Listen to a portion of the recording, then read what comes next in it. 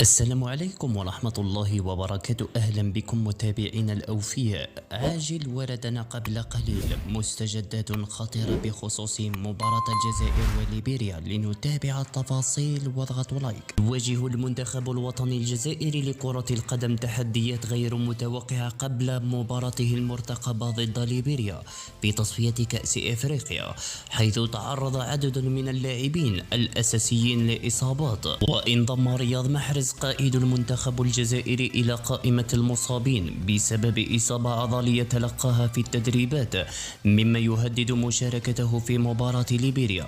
وتشير المصادر إلى أن حسام عوار سيغادر معسكر المنتخب بسبب الإصابة ولن يسافر مع الفريق إلى ليبيريا، وكذلك ريان أيت نوري ومحمد لمين عمورة، حيث سبق وأن سمح لهما المدرب بيتكوفيتش بمغادرة المعسكر.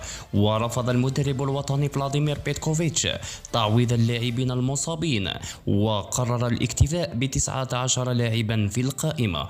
وفي الأخير، إن أعجبكم الفيديو اضغطوا لايك.